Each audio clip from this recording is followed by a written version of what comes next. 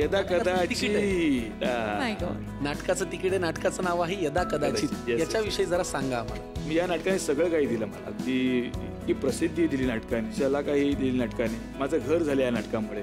जे आज काही मी जे काही उभं आहे ते याच नाटकाच्या पायावर उभं आहे, त्या शिदोरीवर उभं आहे. त्यामुळे जितकं सांगू तेवढं कमी आहे. या प्रेमाविषयी सांगा, कारण तुम्ही आता म्हणाला शलाका या नाटकाने दिली. ही नटी या नाटकात आली कशी? तुम्ही पहिल्यांदा भेटलात तेव्हा इम्प्रेशन काय होतं या दिग्दर्शकाविषयी आणि या नटीविषयी? मी आले दत्ता घोसाळकर यांच्यामुळे. ते आमचे निर्माते. त्याला मी एकदा सांगितलं की माझी रिहर्सल जरा म्हणजे उशीर होईल, मला एक शूट आहे, म्हणजे अगदीच छोटंसं पहिलंच काहीतरी कुठेतरी फोटो काढायला बोलवलेलं म्हणून. तर तेवढं हा चिडला.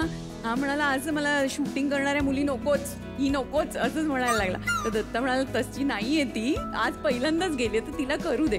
तो उभं नाही करायचा, म्हणजे करायचा द्रौपदीसाठी नाही, कुंती माद्री म्हणून एक कॅरेक्टर्स होते छोटे छोटे, त्याच्यासाठी मला उभं करायचा. आणि खूप मुली शोधत होता, द्रौपदी शोधत होता, मिळतच नव्हती. म्हणून मग प्रॉक्सीसाठी मला उभं केलं. मी करत गेले आणि मग फायनली एक दिवस भरत चावलेच त्याला म्हणाले की ही बरी करते, मग हिलाच करू दे ना. असं करत त्याला कन्व्हिन्स केलं आणि मग तो पण असं जाऊ दे आता कोणीच नाहीये तर करू दे, असं करून मी नाटकात आले द्रौपदी म्हणून ना, नाही तर कुंती माद्री असते. नाही, मुळात थोडंसं हे झालं नाटकामध्ये. आयुष्यात असंच झालं का नाही हीच पाहिजे असं झालं? हे झालं माझं नक्की 100%.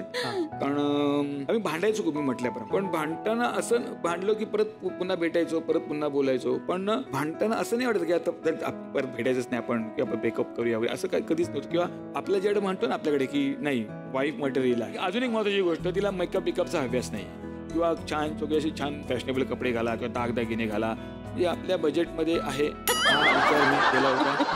कोण नाही विचार करणार मला सांग, तेव्हा मी कुठे सेटल होतो. साधारण नाटकाचा निर्माता जो काही मुलगी पाहताना केला होता. हा, प्रयोग भरपूर झाले पाहिजे, फार चोचले नाही, म्हणजे दागिने लागत नाही, प्रयोग भरपूर झाले पाहिजे. मी लग्न खूप टिकले पाहिजे आपण जो पण आहोत तोपर्यंत. म्हणजे नाटकाचं नाव जरी यदा कदाचित असलं तरी संसार कन्फर्म टिकला पाहिजे, हा विचार मी केला. फार छान. पुढची वस्तू आहे कंदील. कंदील.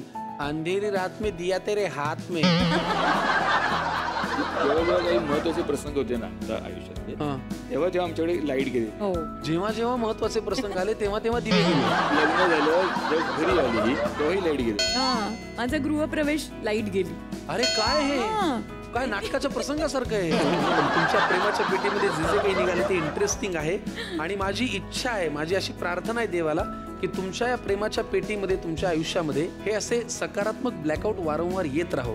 कारण त्याच्यानंतर तुमच्या आयुष्याचं जे नाटक होतं ते जास्त इंटरेस्टिंग आणि हाऊसफुल होतं. अशा तुम्हाला शुभेच्छा देतो.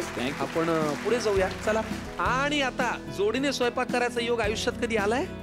मला नाही वाटत. नाही, अजिबात नाही, कधीच नाही. हे स्वयंपाकघरात जात नसतील असा माझा अंदाज. जातो हल्ली, पाणी गरम करतो, स्वतःचे हल्ली कॉफी माझी मी हल्ली पितो. स्वयंपाकघरात स्वयंपाक म्हणजे काही पोळी भाजी वरण केलंय नाही म्हणून नको. हा केलंय. कधी? एकदा कोरोनामध्ये.